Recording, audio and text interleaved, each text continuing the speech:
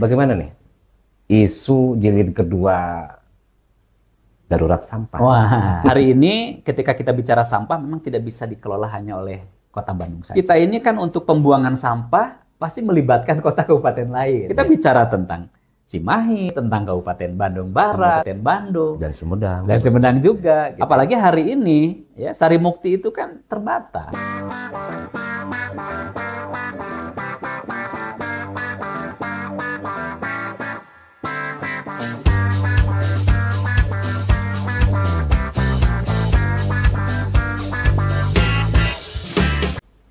Buka suara, bahas solusi.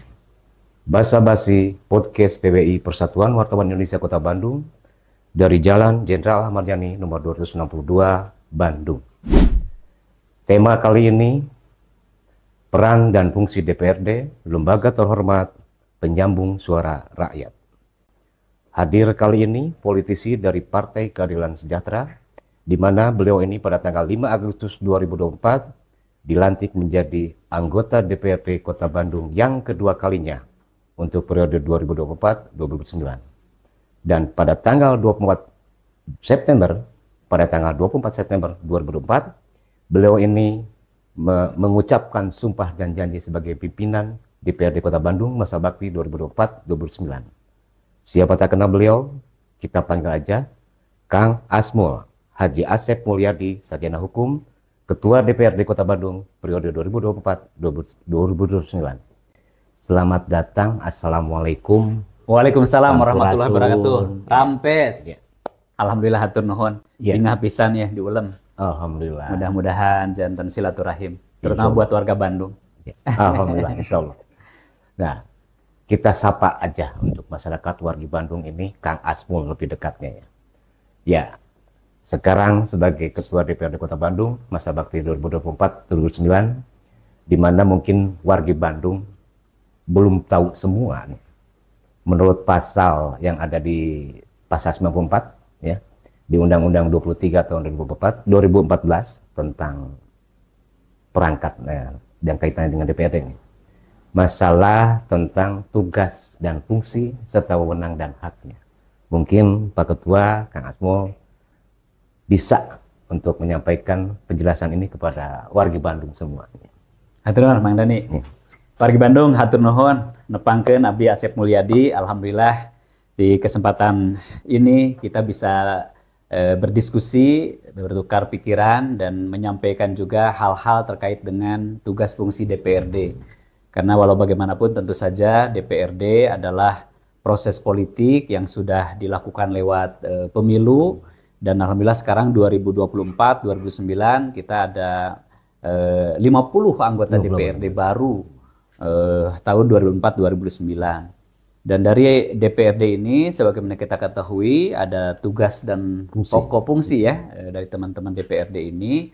Yang pertama pasti di situ adalah bagaimana membuat peraturan-peraturan daerah ya, karena bagaimana untuk membangun Kota Bandung mau tidak mau harus ada payung hukum ya, bagaimana supaya masyarakat lebih tertib ya, ada tugas fungsi pemerintah juga di situ, maka peraturan daerah menjadi penting. Itu yang pertama ya, di dalamnya adalah bagaimana kita membuat peraturan daerah hal-hal yang berhubungan juga dengan kepentingan dari masyarakat. Yang kedua tentu saja ada tugas yang penting juga, yaitu bagaimana menganggarkan alokasi anggaran dari pemerintah. Kita tahu masyarakat, warga Kota Bandung ikut membayar pajak. Ya, pajak dikumpulkan dari masyarakat, kemudian dikelola oleh pemerintah. Nah, pemerintah ketika mau melakukan program-program pembangunan kan harus sesuai juga dengan aspirasi dari masyarakat. Maka DPRD lah di situ ya ikut bagaimana supaya pembangunan yang dilakukan oleh pemerintah, anggaran-anggaran yang dilakukan oleh pemerintah itu betul-betul tepat sasaran. Dan itu harus melalui mekanisme di rapat badan anggaran di DPRD, ya, gitu kan? Yang kedua berarti tentang penganggaran. Dan yang ketiga, ketika kita sudah melakukan penganggaran, kemudian pemerintah juga punya program, harus dipastikan bahwa program kegiatan itu betul-betul dijalankan dengan baik, ya, sesuai dengan apa yang menjadi rencana kerja pemerintah daerah dan bisa berdampak kepada masyarakat. Berarti kan perlu diawasi oleh DPRD.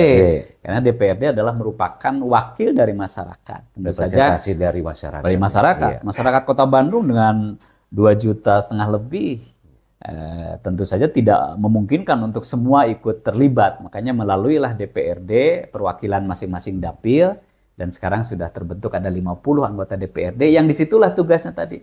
Bagaimana membuat peraturan daerah, kemudian bagaimana penganggaran, dan terakhir adalah bagaimana mengawasi jalannya pemerintahan daerah supaya betul-betul sesuai dengan peraturan yang berlaku. Sesuai dengan yang sudah direncanakan. Betul, betul. Jadi yang utama adalah sebagai lembaga legislasi, betul, hak budgeting, betul, kemudian bagian pengawasan. Pengawasan. Selain tugas yang utama itu kan ada juga DPRD nih, masalah wewenang dan haknya. Iya. Mungkin masyarakat ya warga Bandung juga ingin mengetahui nih penjelasan tentang wewenang serta haknya dia sebagai legislator. Ya, tentu saja kan orang kadang-kadang lupa terus tuh mana nih tugas fungsi DPRD ya, tentang ada DPR RI, DPRD kan tentu saja beda. DPR RI levelnya adalah nasional di tingkat pusat, kemudian DPRD kan ada di tingkat provinsi dan tingkat kota kabupaten. Nah, orang kadang-kadang suka disingkat tuh namanya BCL katanya gitu ya. Iya, jadi bagaimana budgeting, begitu kan? C-nya controlling, kemudian L-nya legislatif. Berarti BCL. Lebih ingat biasanya kalau ingat BCL. Ya teringat kan? artis nih. Bisa jadi begitu, ya kan? Nah, selain itu tentu ada lagi bahwa mau tidak mau DPRD harus mampu menjaring aspirasi dari masyarakat. Karena masyarakat kan pasti punya harapan, punya keinginan, kotanya lebih nyaman, kotanya lebih kondusif, ya. Bagaimana lapangan kerja semakin mudah, kan itu tentu harapan masyarakat hari ini. Dan segudang harapan-harapan dari masyarakat tentu itu harus disampaikan kepada pemerintah. Nah, DPRD disitulah menjadi hub, menjadi penghubung supaya aspirasi dari masyarakat itu betul-betul bisa disampaikan oleh DPRD melalui pemerintah. Itu hal-hal yang tentu saja masing-masing dewan di masing-masing dapil harus betul-betul bisa menyerap aspirasi dari masing-masing dapil itu.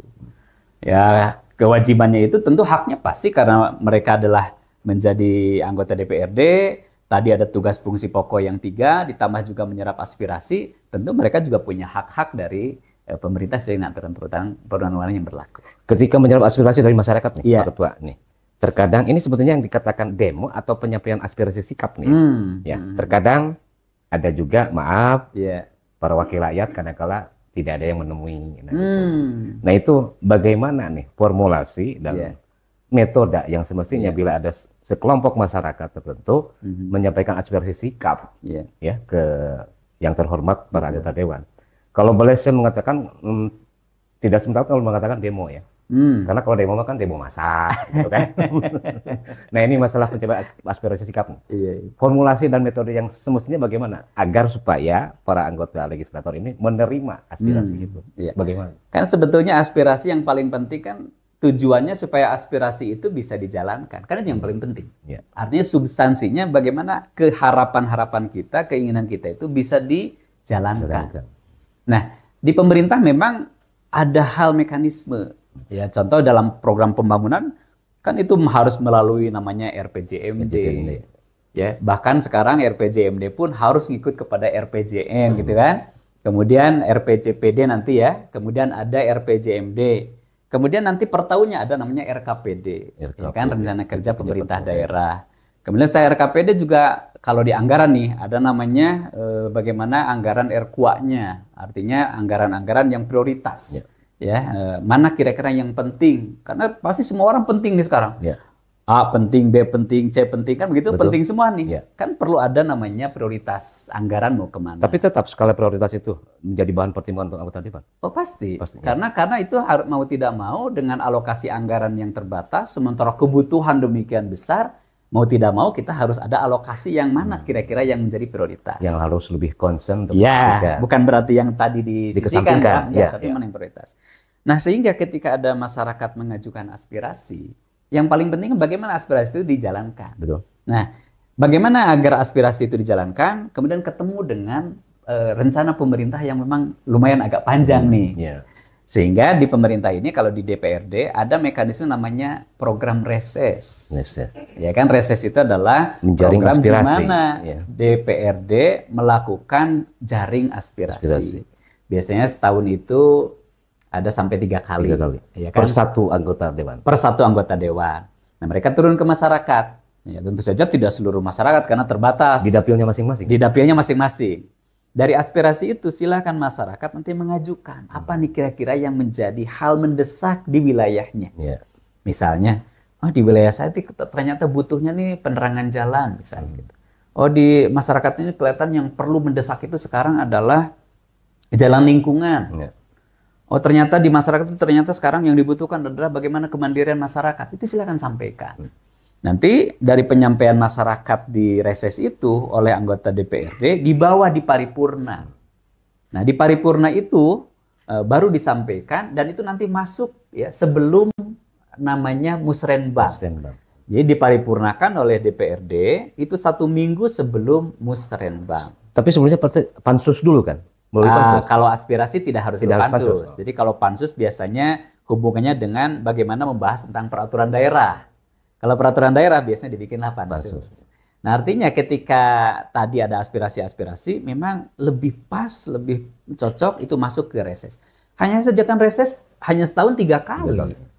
Lama sekali kan nunggunya. Sebetulnya di zaman modern sekarang sangat gampang. Dengan metode? Metode bisa dimasukin misalnya ke websitenya DPRD. Ya. Bisa dimasukin misalnya ke websitenya ketua.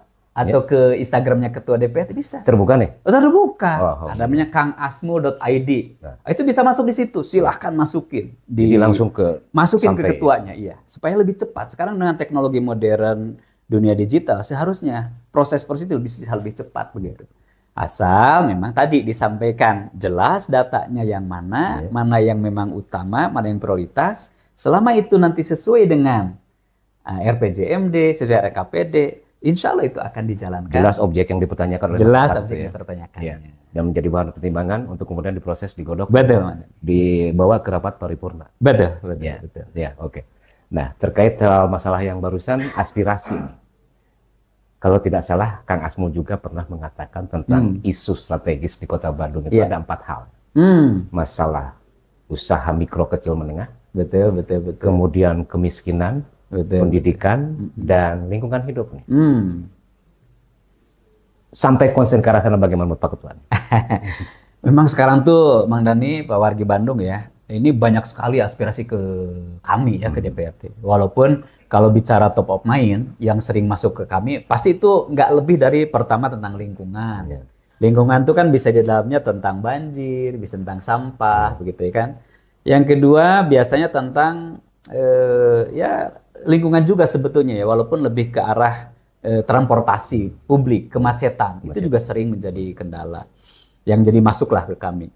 Yang berikutnya adalah terkait juga dengan daya beli hari ini, tentang ekonomi. Itu banyak masuk, apalagi pasca COVID yang 19 kemarin ya, memang daya beli masyarakat sekarang tuh semakin menukik tajam. Iya, kelihatannya. Dan saya coba ya turun ke lapangan, turun ke dapil, turun ke terutama ke pemilih, ke masyarakat luas, itu rata-rata mereka hari ini daya beli lumayan agak berat. Selain daya beli, para pengusaha atau yang berusaha pun persis kehancuran. Betul. Ya. Para pengusaha itu sekarang betul lah omsetnya mungkin naik, tapi secara net profit itu sebetulnya makin kecil sekarang ya.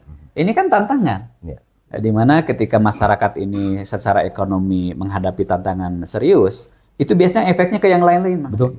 Ke yang lain-lain, bisa ke keamanan, bisa ke sosial dan sebagainya. Terlebih masalah faktor kemiskinan merembetnya ke dampak yang lain, itu kriminalitas. Nah itu yang justru dikhawatirkan. Oleh karena itu kami memang selalu mendorong kepada pemerintah bahwa poin-poin tadi yang menjadi top of mind ini segera diperhatikan. Dan kalau melihat dari sisi rencana pembangunan itu sudah masuk, bahwa ekonomi juga ada bagian penting gitu. Saya selalu mengatakan betapa penting ya membuat masyarakat itu sekarang mandiri. Ketika masyarakat mandiri berarti kan masyarakat harus diberikan support untuk bagaimana dia bisa terus memutarkan ekonomi. Ya, UMKM-nya dipermudah, kemudian izin-izinnya dipermudah dan sebagainya. Karena ketika masyarakat itu mandiri, ekonominya berputar, tugas pemerintah kan semakin ringan sebetulnya. Tapi kalau masyarakat itu berat secara ekonomi, tugas pemerintah kan semakin berat.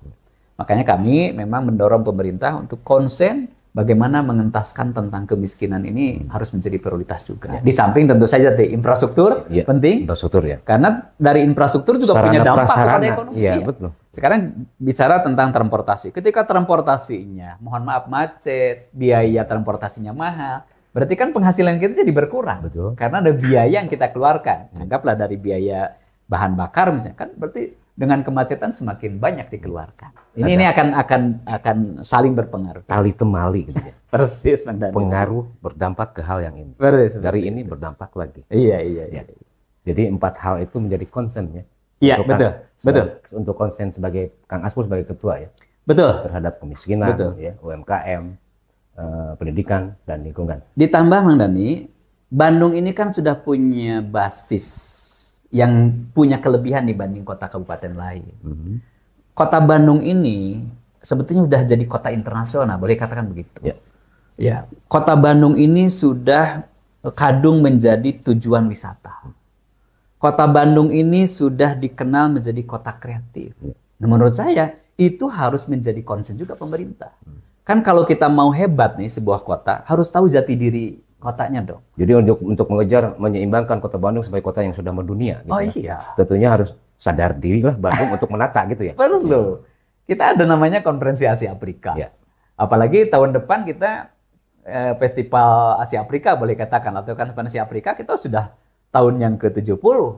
Menurut saya ini penting sekali bagaimana Bandung berbenah, menata diri, dan apa-apa yang menjadi potensi kota Bandung itu harus sudah mendunia gitu. Dan dirasakan, bukan hanya dirasakan oleh daerah-daerah kota sekelilingnya, ya, tapi juga dirasakan oleh dunia, tapi itu harus punya dampak kepada ekonomi. Jangan sampai kota Bandung menjadi kota wisata, orang datang ke Bandung, orang menikmati Bandung, tapi warga Bandungnya tidak merasakan menikmati dampak dari situ. Ini yang kelihatannya harus jadi konsen pemerintah kota Bandung, bahwa apapun program kota Bandung harus punya dampak kepada masyarakat, bahwa masyarakat makin nyaman, makin betah, makin loyal, makin bangga menjadi masyarakat kota Bandung. Secara tidak langsung menggiatkan kembali ekonomi ya. Persis itu. Bila keamanan dan nyaman terjamin. Ya. Masih soal masalah sinergitas antara legislator, anggota dewan dengan pemerintah. Sama-sama penyelenggara negara kan? Sama-sama kalau di pemerintah daerah. Pemerintahnya. Nah, sekarang kaitkan dengan misalkan masalah aspirasi dari warga, masyarakat. Menurut Pak Ketua nih, seberapa penting antara dua ini? Sinergitas legislator, DPRD dengan pemerintah, dengan sinergitas aspirasi yang datang dari warga, masyarakat dengan DPRD. Iya. DPRD kan juga terbatas ya, kemampuan, kapasitas, tidak mungkin juga menjangkau masalah-masalah apa sebenarnya yang terjadi di masyarakat. Dari mana untuk menjangkau itu? Ya masukan dari masyarakat. Sehingga kami di DPRD sangat perlu sekali dapat masukan dari masyarakat. Apa yang terjadi, apa masalah yang krusial, apa yang menjadi prioritas dari masyarakat, itu masukan kepada DPRD. Baik tadi melalui reses, baik melalui langsung melalui media digital, atau bahkan mau langsung audiensi ke DPRD, silahkan. Kita sangat terbuka. Terbuka sekali. Ya, nanti kita akan tentu aja didorong misalnya hal-hal yang berhubungan dengan masalah pemerintahan, masalah kewilayahan, tentu itu nanti akan direkomendasikan untuk dikelola oleh Komisi A misalnya gitu. Atau hal-hal yang sifatnya berhubungan dengan masalah ekonomi, masalah koperasi, masalah perdagangan, tentu oleh Komisi B nanti. Atau hal-hal yang sifatnya infrastruktur di masyarakat, biasanya itu oleh Komisi C. Gitu. Atau hal lain misalnya tentang pendidikan, tentang kesehatan, tentang kesejahteraan, mungkin Komisi D. Gitu ya. Artinya DPRD sangat terbuka untuk menerima audiensi apa-apa yang menjadi aspirasi masukan dari masyarakat. Karena DPRD sangat butuh apa-apa yang terjadi di masyarakat untuk tadi disampaikan pada pemerintah kota. Nah, eksekutornya siapa? Tentu saja pemerintah kota. Eksekutif di situ. Namanya juga eksekutif, eksekutor di situ. Ya. Mereka yang kuasa pengguna anggaran dan sebagainya. Sehingga memang hubungan antara masyarakat, DPRD, kemudian dengan pemerintah, mau tidak mau itu memang harus terjadi sinergitas. Ya, kami di DPRD tentu tidak mau dong hanya menyuarakan, menyampaikan gitu ya, berkuar-kuar ini dong, dahulukan ini segala macam. Ya, kalau pemerintahnya misalnya tidak terlalu konsen kepada apa yang menjadi hal itu kebutuhan masyarakat, kan ada gap nanti. Justru ketika pemerintah memperhatikan betul apa yang menjadi aspirasi masyarakat yang nanti disuarakan oleh DPRD, yang diuntungkan pemerintah. Kenapa? Karena pemerintah akan punya dukungan support yang besar dari masyarakat. Masyarakat sebagai kekuatan politik. Kekuatan dari para konstituen. Betul. Tapi kadang begini Pak Ketua ya. Penyampaian aspirasi sikap itu kan koridor dalam arti di tataran Kota Bandung. Betul. Tapi kadang karena isu pusat ya, bersumber dari pusat, tapi kadang-kala masyarakat pun ada yang menyampaikan aspirasi sikapnya ke DPRD kota. Nah, iya. Itu bisa begitu menurut Pak Ketua bagaimana? Terus diterima atau penyampaian berjenjangnya bagaimana tuh? Pada prinsipnya apapun yang menjadi aspirasi masyarakat kami terbuka di DPRD Kota Bandung. Walaupun tentu saja kita harus pilah-pilah nanti ya. Ketika aspirasi itu memang berhubungan dengan kebijakan-kebijakan pusat, kan kami juga tidak bisa melakukan apa-apa. Yeah. Contoh misalnya, banyak masyarakat, Pak Asep katanya, ini DPRD tolong dong sampaikan pemerintah, ini kalau bisa zonasi dilihat kembali dong katanya. Ya kan itu kebijakan pusat, pemerintah pusat. DPRD Kota Bandung tidak bisa untuk melakukan kebijakan itu. Hanya minimalnya menyampaikan menyampaikan aspirasi. Dan kami tentu saja disampaikan, karena masing-masing DPRD juga dia kan punya link juga ke DPR RI, atau minimal kalau hal-hal yang sifatnya menjadi ranahnya misalnya DPRD provinsi, tentu kami juga sampaikan ke DPRD provinsi. Pada prinsipnya kami DPRD kota terbuka apapun, karena masyarakat seringkali mohon maaf tidak semuanya juga paham. Ini urusannya urusan pusat atau urusan provinsi, ini urusannya provinsi atau urusan daerah, gitu kan? Silahkan sajalah mau ke DPRD kota, DPRD provinsi, silahkan di mana yang dekatnya. Walaupun mudah-mudahan dengan waktu ini pendidikan politik semakin baik gitu ya, masyarakat juga semakin paham mana yang menjadi urusan pemerintah kota, mana yang menjadi urusan pemerintah provinsi, mana yang menjadi urusan pemerintah pusat. Gitu, Pak. Masih masalah penyampaian aspirasi sikap dari masyarakat. Mungkin kiranya di bawah pimpinan Pak Ketua sebagai Ketua DPRD Kota Bandung 2024-2029 terhadap jajaran nih, apabila ada masyarakat yang misalkan penyampaian aspirasi sikap. Iya. Karena kaitannya misalkan masalah, misalkan lingkungan hidup. Anggota komisi C, tolong layani misalnya. Iya. Tapi kadang kan maaf saja, masyarakat sudah menyampaikan aspirasi sikap, tapi tidak ada seorang pun anggota legislatif yang bertemu langsung dengan masyarakat. Iya. Gitu. Itu bagaimana? Kan pada prinsipnya ada alur penugasan nggak gitu? Alurnya kan dari masyarakat ketika mau audiensi silahkan masukkan kalau mau audiensi ya secara langsung itu biasanya memasukkan surat ke sekretariat dewan. Nanti dari sekretariat dewan biasanya nih surat itu kan ditujukan kepada ketua DPRD, betul kan? Ya kebayang nggak kalau seluruhnya harus oleh pimpinan, kan pasti dengan keterbatasan. Makanya kami sendiri di DPRD kan kolektif kolegial, ya kan? Dan di situ ada alat kelengkapan dewan. Alat kelengkapan dewan itu terdiri dari AKD. AKD-nya itu ada komisi A, komisi B, komisi C, komisi D. Ada juga badan anggaran, ada badan kehormatan, ada Bamperda dan sebagainya. Kan itu sebetulnya supaya kita kerja itu kolektif kolegial. Nah, masyarakat ketika mau mengajukan audiensi atau ketemu menyampaikan aspirasi, kan pengennya tuh pasti ketemu dong dengan DPRD. Dan harapan kami juga bisa bertemu dengan masyarakat. Namun seringkali kadang-kadang waktunya itu yang harus disesuaikan. Ya karena kesibukan para legislator. Ya kan masing-masing juga pasti pekerjaan kan aspirasi juga bukan satu, banyak. Nah ini tinggal bagaimanalah diatur. Ya masyarakat juga tentu harus menyesuaikan dengan waktunya. DPRD juga kami dorong teman-teman di anggota DPRD sebisa mungkin, sekuat tenaga apa yang menjadi harapan dari masyarakat itu bisa betul-betul ditemuin.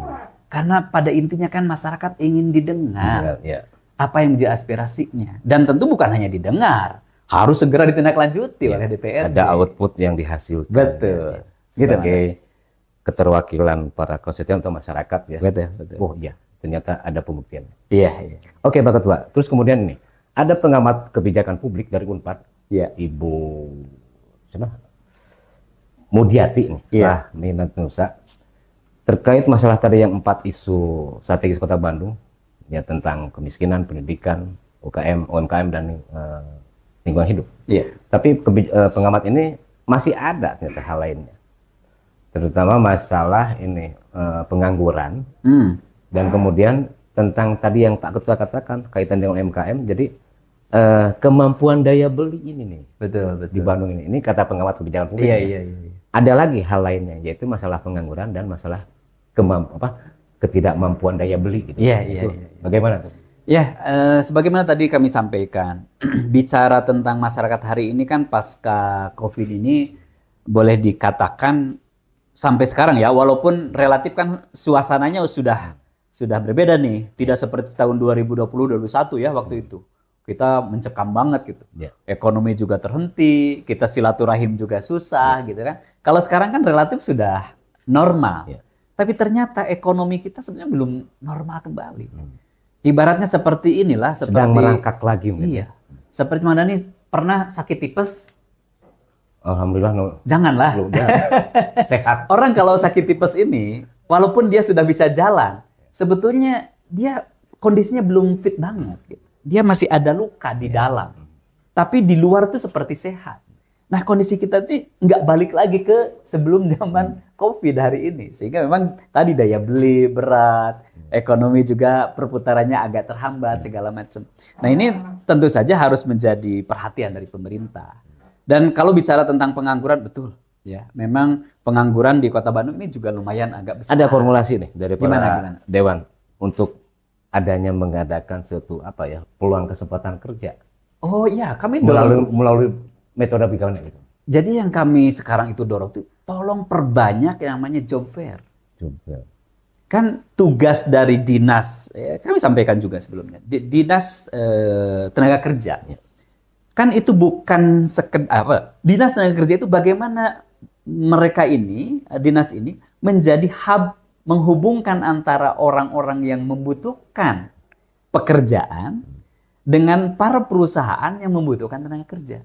Hari ini perusahaan-perusahaan sebetulnya butuh tenaga kerja. Para pelamar juga butuh pekerjaan. Namun seringkali ini tidak ketemu. Kenapa? Satu sisi perusahaan membutuhkan tenaga kerja yang siap pakai dong. Ya enggak? Yang siap pakai, dia punya latar belakang cukup dengan bagus. klasifikasi standar pendidikan. Standar dong, standar dan bukan hanya standar pendidikannya, tapi dia punya kecakapan, siap kerja. Keahlian. Iya kan begitu kan harapannya. Karena perusahaan juga beliau merekrut orang kan kalau tidak cakap pekerja, ya dia akan jadi beban buat perusahaan. Sementara pencari kerja juga pengen dapat kerjaan dengan cepat, kalau bisa gajinya langsung besar, kan begitu ya? Tapi yang utama pasti kan choose the man in the right place. Kan? Jadi itu sesuaian dulu. Manakala ingin kerja di suatu itu, bilang itu dirinya sendiri harus ahli di bidang itu kan? Persis. Nah, dinas tenaga kerja ini harus menjadi hub. Bagaimana menyambungkan antara kebutuhan dunia usaha dengan kebutuhan masyarakat yang membutuhkan pekerjaan. Ini bagaimana nih? Di antaranya adalah perbanyak namanya job fair. Karena disitulah ajang di mana ketemu antara dunia usaha dengan pencari kerja. Tapi bukan sekedar itu, dibutuhkan banyak pelatihan-pelatihan agar masyarakat pencari kerja itu siap kerja. Karena mohon maaf nih, kalau di dunia pendidikan kan tidak selalu selamanya ya, kadang-kadang latar belakang pendidikan A, pekerjaannya bisa jadi mungkin berbeda. Nah, di sini fungsi itu memperkuat ya kemampuan skill dari teman-teman yang mencari kerja. Tapi sisi lain, dunia kerja sekarang itu, dunia usaha itu, saya beberapa kali memperhatikan yang namanya job fair. Itu yang antrinya jauh lebih banyak daripada yang dibutuhkan, Mandani. Kebayang nggak? Yang antrinya panjang sekali, pada yang dibutuhkan sedikit. Artinya akan banyak masyarakat yang mencari kerja, tidak dapat kesempatan untuk kerja. Berarti harus ada mekanisme lain. Gimana caranya? Mengembangkan namanya entrepreneurship. Ya. Dunia usaha, wirausaha. Karena peluang itu sangat besar. Jadi di Senaker, Dinas Tenaga Kerja harus punya inovasi ini dong. Tentu saja tidak harus oleh Dinas Tenaga Kerja ya. Itu nanti bisa bekerja sama dengan UMKM, dengan koperasi. Nah, disinilah perlu ada pola kerjasama antar dinas. Karena dinas ini tidak harus selalu ego sektoral. Perlu dia kira-kira apa nih pekerjaan. Contoh misalnya tentang dunia kerja hari ini. Itu harus ada kerjasama yang sangat erat antara Dinas Tenaga Kerja dengan UMKM. Atau dengan Disdagin misalnya gitu. Supaya apa? Supaya saluran itu bukan hanya satu. Padahal UMKM lebih relevan itu dengan dinas koperasi ya. Iya, emang satu. UMKM ya. Koperasi dan UMKM itu tapi satu. Bisa juga serta-merta ke dinas yang lain pun ada pertaliannya. Sangat mungkin begitu ya. Supaya tadilah kita program kerja dari pemerintah itu menjadi solusi buat masyarakat. dan tetap dikontrol ya Tetap oleh dikontrol. DPRD. Betul. Ya. Terus masih keterkaitan soal dampak dari kemiskinan yang akan berdampak kepada masalah kerawanan keamanan nih, Iya. kriminalitas ini. Iya. Bagaimana pengamatan Pak Ketua nih, secara umum, secara legislatif lah sebagai anggota dewan? Memang ini kami sangat prihatin ya. Belakangan ini kriminalitas tuh boleh dikatakan memang terjadi di berbagai daerah ya. Nah, tentu tidak luput juga di Kota Bandung. Faktornya bisa macam-macam ya. Faktor ekonomi ya itu juga mungkin salah satu dari faktor terjadinya kerawanan keamanan ya. Kan itu bisa berdampak kepada sosial, kepada keamanan dan sebagainya. Bisa jadi dari faktor ekonomi. Tapi juga sebenarnya tidak sekedar faktor ekonomi, ada faktor-faktor lain ya kan. Nah, bahwa faktor ekonomi itu menjadi pemicu, ya makanya kenapa concern pemerintah perlu mendapatkan perhatian khusus kepada masalah daya beli dan ekonomi masyarakat ini. Karena kalau ini tidak diperhatikan, khawatir ini merembet kepada hal-hal lain terkait dengan sosial dan keamanan. Dan kalau sudah terjadi kepada sosial dan keamanan, ini kan yang justru membuat Bandung khawatir tidak nyaman ke depan. Pada harapan kita semua, Bandung ini semakin nyaman, begitu ya, semakin enak, bukan sekedar enak dikunjungi oleh orang lain, tapi enak, nyaman menjadi tempat tinggal kita di Kota Bandung ini. Bagi siapapun selain memang masyarakat asli Kota Bandung. Betul. Tamu pun merasa nyaman. Merasa nyaman. Seperti itu. Iya. Oke. Terus kemudian tentang ini permasalahan aspirasi sikap disampaikan ke anggota dewan. Iya. Terus kemudian diparipurnakan. Tapi karena kalau sudah dikoridor di dalam nih, karena proses politik nih, dari berbagai beragam warna nih, partai ini. Ini mengusulkan ini mengusulkan ini. Tapi kemudian ketika dirapatkan, ada yang tidak setuju. Sehingga menjadi halangan dalam arti ini tidak bisa dilaksanakan nih program ini pemerintah Kota Bandung nih. Itu bagaimana nih Pak? Ya sekali lagi kan pasti berdasarkan awalnya kan dari prioritas. Tadi kami bilang bahwa setiap orang tuh pasti punya aspirasi, punya keinginan, punya hal, kan setiap orang wajar dong. Menurut saya ini dong yang penting. Menurut si B ini yang penting, kan begitu ya. Itulah koridornya kenapa kita punya payung hukum, ya namanya Rencana Kerja Pemerintah Daerah. Itulah pentingnya kenapa kita punya apa yang menjadi prioritas anggaran, begitu kan. Nah, di mana itu terjadi perdebatan? Biasanya kami perdebatan itu adalah ketika membahas baik itu tentang RKUHP-PPAS maupun tentang badan anggaran di situ. Ya, badan anggaran itu membahas RKUHP-PPAS ataupun membahas anggaran. Kaitannya dengan angka. Dengan angka. Karena kan ketika kita bicara mau melakukan program kerja di lapangan, ya pasti harus dengan anggaran. Yeah.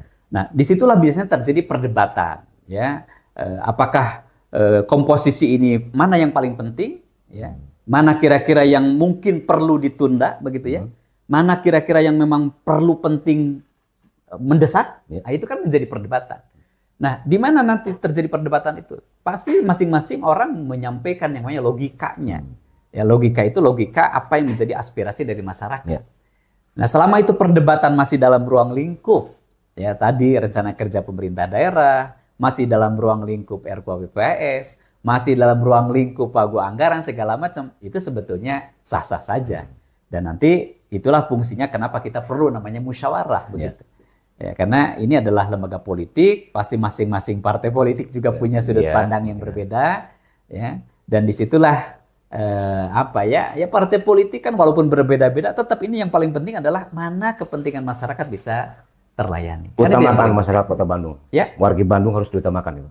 Pasti, ya. Pasti. Itu yang paling terjadi penting. Perdebatan lain sebagainya, yang paling penting bagaimana masyarakat Kota Bandung bisa terlayani dengan baik. Itu yang tapi tetap butuh waktu ya ketika perdebatan itu ya. Selalu ya, kita misalnya rapat ketika badan anggaran karena memang program Bandung juga cukup besar, masyarakat Kota Bandung juga luas dengan wilayah yang demikian luas, kemudian penduduk yang sangat besar, maka perdebatan berarti itu panjang. Ya, kami misalnya dalam pembahasan anggaran itu biasanya sekarang ada waktu nih hampir 2 bulan.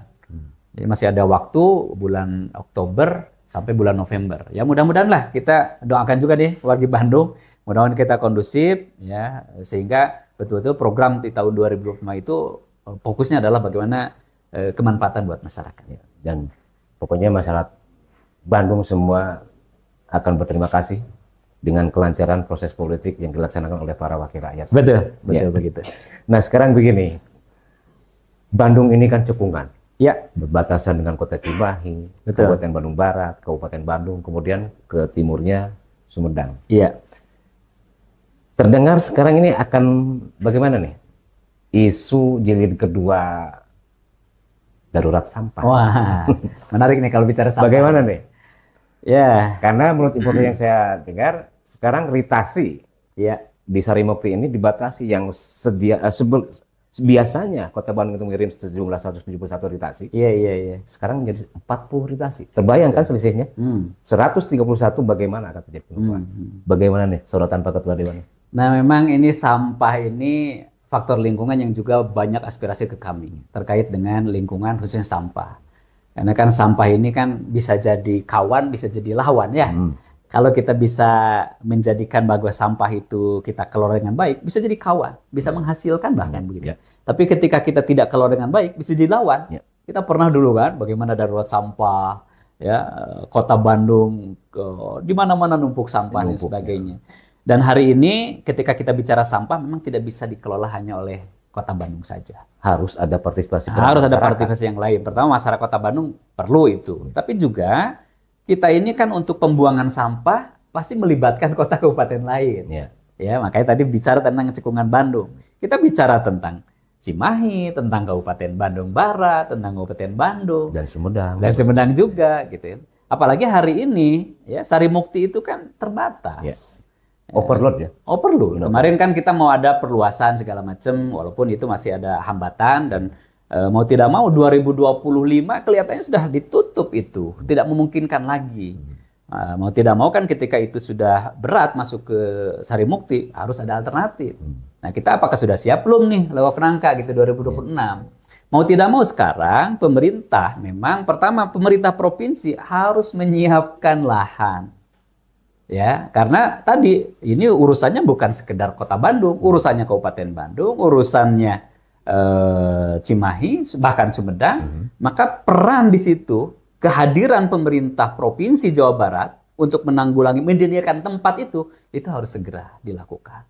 Tapi yang berikutnya, kota kabupaten yang ada, termasuk Kota Bandung, juga harus mampu mengurangi buangan sampah. Bahkan idealnya yang dibuang itu sebetulnya cukup hanya sampah non-organik.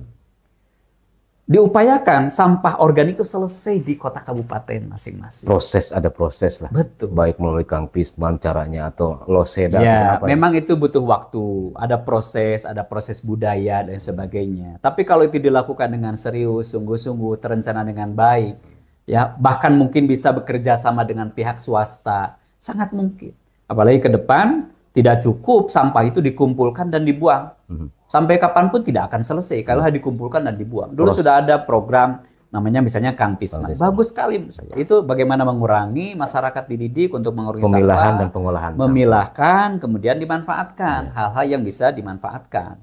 Nah hari ini juga alhamdulillah sebetulnya pemerintah kota sudah berupaya terus ya. Misalnya bikin tempat pembuangan sementara yang lebih terpadu begitu ya. Dipisahkan mana organik, mana anorganik. Yang organiknya didaur ulang, ya macam-macam ada sistem agotisasi dan sebagainya. Menurut saya itu satu upaya. Walaupun pemerintah kota harus terus mengupayakan jauh lebih sempurna, jauh lebih baik, supaya betul-betul ketika nanti yang dikirim, ya tadi disampaikan oleh Andani bahwa pengiriman kan sekarang masih besar nih Rit, ya 100, mungkin dalam beberapa bulan tinggal 140-an nih. Bahkan kita targetkan sampai 40 tuh. Kalau 40 dari 140 ke 40 kan jauh banget. Penyusutan jauh sekali. Tapi itu bisa dilakukan. Juga. Bisa dilakukan dengan bagaimana pengelolaan. Libatkan kewilayahan. Tapi kewilayahan itu tidak cukup hanya diinstruksikan. Ya. Mereka juga harus disupport dengan anggaran. Nah itu. Anggaran. Ya contoh nih, di daerah itu, di wilayah itu, mereka misalnya anggap bikin magotisasi. Ya kan? Magotisasi itu kan akan bersemangat kalau bisa menghasilkan. Itu bisa menghasilkan. Ya bisa buat apa itu pakan ikan ya kan, bisa juga untuk tanaman dan sebagainya. Kan kalau itu menjadi daur ulang itu akan kemanfaatannya lebih besar. Namun seringkali teman-teman juga ketika program itu kan perlu nih masanya ampas kelapanya segala macam atau lain-lain, kan itu kadang-kadang harus dibeli. Dari residu sampah pun bisa menghasilkan menjadi pupuk atau composting ya. Iya, jadi kalau ke depan ya agar jauh lebih optimal ya pengelolaan ini supaya nanti yang dibuang itu betul-betul tinggal hanya non organik saja, maka kebersamaan kita mengelola ini perlu serius sungguh-sungguh. Libatkan juga kewilayahan, libatkan juga dunia usaha. Tentu saja ketika wilayahan juga harus juga disupport dengan anggarannya begitu ya. Bahkan yang lebih penting bukan sekedar programnya yang terburu-buru, harus terencana. Dan program yang terencana itu pasti dalamnya ada namanya pendidikan dulu. Edukasi dulu. Betul. Ya. Supaya masyarakat itu dididik gimana nih caranya mengelolanya. Jangan sampai ada program masyarakat masih bingung. Ya. Gimana nih mengelolanya? Khawatir kalau itu terjadi, maka bukan optimal yang terjadi, malah mubazir. Ya. Secara khusus berarti secara kedinasan kan kalau masalah sampah ini berarti berada di bawah lingkungan hidup. Ya. DLH ya. Lingkungan hidup dan tapi Pak Ketua mengatakan memang perlu tidak hanya pemerintah yang bisa menangani lah, butuh peran serta kewilayahan. Betul. Saya sendiri memang mengamati di kewilayahan memang sementara camat dan lurah itu punya tugas khusus lah, tugas fungsi khusus. Tapi akibat begini jadi ada penambahan tugas gitu ya untuk penanganan kayak gitu kan. Tentunya kan kesibukan camat lurah akan semakin tambah. Ya. Terus tertariknya ya kalau kewilayahan begitu diberdayakan angkanya dong diturunkan ya. Dukung dengan anggaran kan betul. Nah, ini juga tantangan hari ini ya, dan ya. Hari ini ada beberapa di wilayah baik itu di tingkat kelurahan, kecamatan yang belum terisi juga SDM-nya. Nah, ini juga tantangan. Kenapa? Memang kemarin ini kan kita masih PJ nih. Kota Bandung kan, dan PJ itu tentu saja terbatas kewenangannya. Kewenangannya berbatas. Harus ada pengajuan ke Kemendagri. Sehingga ada beberapa memang di wilayah baik itu di tingkat kelurahan, kecamatan itu yang masih belum full lah si ASN-nya di situ. Dengan tambahan sekarang misalnya program kerja untuk bagaimana penanganan sampah dan sebagainya, walaupun tentu saja pasti ada tim di bawahnya ya yang memberdayakan segala macam. Mau tidak mau memang ini menjadi tantangan ke depan. Semoga lah ke depan kita juga mau ada pemilihan wali kota. Kemudian nanti setelah definitif ini segera makin kondusif begitu ya. Sehingga lingkungan kita juga lebih tertata, lebih terjaga, masyarakat juga terlibat aktif ya, dan mudah-mudahan dampaknya buat kita sendiri, buat masyarakat. Ya. Masih kaitan yang barusan. Menurut Pak Ketua nih, sekarang ini program magotisasi bagaimana nih pengawasan daripada anggota dewan? Program itu kan bagian sukses atau bagaimana nih? Satu sisi alhamdulillah sudah mengurangi jumlah pengiriman sampah, mengurangi. Dan itu mau tidak mau menjadi hal yang harus diteruskan. Walaupun tadi saya bilang bahwa program apapun kan kita akan bersemangat kalau itu menghasilkan. Menghasilkan tuh punya dampak manfaat buat masyarakat. Tadi misalnya kan harus terintegrasi nih, bukan magotisasi saja. Karena program magotisasi itu juga dananya lumayan ya. Ya pastilah di situ kan harus ada tempat dan sebagainya. Belum lagi kadang-kadang di wilayah tertentu ini tempat juga masih terbatas. Kendala, betul. Masih terbatas. Betul. Ya mungkin kalau di kabupaten luas, kalau kota kan ada daerah tertentu yang memang tempatnya terbatas. Dan harus dikelola dengan baik, dengan serius. Sekarang juga setiap tempat itu kan ada juga petugasnya. Kalau tidak salah ada 4, ada 5 orang yang memang khusus mengelola itu, magotisasi itu. Nah, bagaimana supaya ini berdampak positif dan berdampak jangka panjang? Mau tidak mau harus punya rule ya. Rule, circle-nya harus bagus. Jadi dari magotisasi ini nanti dipakai untuk apa? Sehingga bersemangat, jangan sampai nanti busukan itu kayak ngelola bayi. Berarti harus ada market share-nya juga dong? Oh iya, agar sangat busuk, mungkin, sangat mungkin. Karena ngelola magot itu seperti ngelola bayi. Perlu panasnya harus teratur. Ya, kalau kehujanan juga jadi nggak baik, malah jadi busuk, jadi bau. Kan perlu ada orang yang memang dia leken lah cak sunat nama. Seperti ikan koi, saya sendiri pernah rugi besar kan.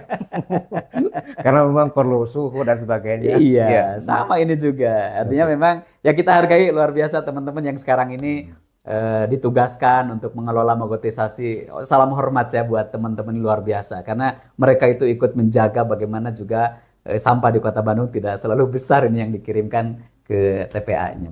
Alhamdulillah nih untuk para kewilayahan, para camat dan lurah sekota Bandung, lurah yang jumlahnya 151 dan camat yang jumlahnya 30 mendapat apresiasi langsung dari Ketua DPRD Kota Bandung periode 2024-2029. Amin. Satu pertanyaan terakhir nih. Siap. Tentang menurut Pak Ketua nih, Ya. tentang peranan pers di Kota Bandung. Hmm. Bagaimana nih, Sim? Ya pers itu kan bagian dari media itu pentahelik ya. Ya, di situ ada dunia usaha, di situ Pendidikan. ada pemerintah, di situ ada pendidikan, di situ ada Pers. masyarakat komunitas, Ya. dan di situ ada pers. Ya. Artinya pers, media massa tidak bisa ditinggalkan Hmm. dari bagaimana fungsi pemerintah. Ya pemerintah sehebat apapun kan, kalau tidak ada pers, ya gimana gitu. Bahkan kalau pers, mohon maaf ya kan sudut pandang ya. Ya. Artinya memang pers, media massa menjadi faktor penting untuk program keberhasilan pembangunan. Sekarang bicara masyarakat, bahkan DPRD saja bisa tahu kan tidak harus dari masyarakat. Hmm. Bisa jadi tahu dari media massa. Hmm. Oh di sini nih daerahnya ternyata ini yang paling penting dari media massa. Ya. Bahkan program-program pemerintah sekarang seringkali masyarakat juga tidak mengakses apa nih yang dilakukan pemerintah. Hmm. Kan kalau ada media massa memang punya supporting yang sangat kuat dari pemerintah, media massa betul-betul diberdayakan, efektif, optimal, bisa jadi pekerjaan-pekerjaan pemerintah yang dilakukan itu bisa langsung dirasakan oleh masyarakat bahwa ada loh kerja Ya, pemerintah pemerintah. yang layak untuk diapresiasi oleh Terkomunikasikan masyarakat. langsung melalui Betul. informasi. Betul. Pak Ketua, silakan minum Siap, dulu. terima kasih. Sebelum closing nih, Siap. minum.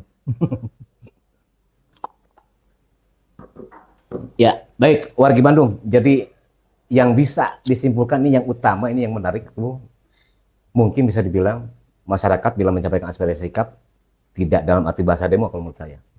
Ternyata Pak Ketua sudah ada formulasi khusus dengan melalui memanfaatkan kecanggihan zaman ya, medsos. Nah, untuk lebih jelasnya dan lebih lengkap, barangkali Pak Ketua bisa menyampaikan suatu statement kepada masyarakat. Ya. Ya, wargi Bandung, terima kasih nih juga, Dani ya. Kita diundang oleh PWI dan hari ini kita menyampaikan beberapa hal ya terkait dengan masalah di Kota Bandung, tantangan. Yang jelas adalah Kota Bandung itu kota kita, ya, di mana kita dilahirkan, di mana kita juga dibesarkan, di mana kita juga mendapatkan nafkah di Kota Bandung. Maka memang Kota Bandung supaya nyaman ditinggali dan juga nyaman dikunjungi, ini adalah tugas kita bersama. Ya, tugas kami tentu di DPRD dengan tugas fungsinya, tugas wargi Bandung sebagai masyarakat, dan tugas pemerintah. Ya, karena pemerintah ini kan tetap dia adalah lembaga publik. Namanya lembaga publik, fokusnya adalah pelayanan kepada masyarakat. Jadi doakan kami, mudah-mudahan tetap istiqomah, tetap amanah, bisa menjaga aspirasi dari masyarakat. Amin. Ya. Baik, wargi Bandung, demikian tadi obrolan di podcast Basa Basi PWI Kota Bandung bersama Ketua DPRD Kota Bandung periode 2024-2029 Haji Asep Mulyadi Sarjana Hukum. Kang hatur nuhun pisan. Sami-sami Mandani. Reug-reug wargi Bandung paratos kenging waran. Amin, amin, Pak amin, Ketua. amin. Sehat Punten, selalu. ada kapan? Amin. Hatur nuhun. Sehat selalu. Salam batos. Assalamualaikum. Waalaikumsalam warahmatullahi wabarakatuh.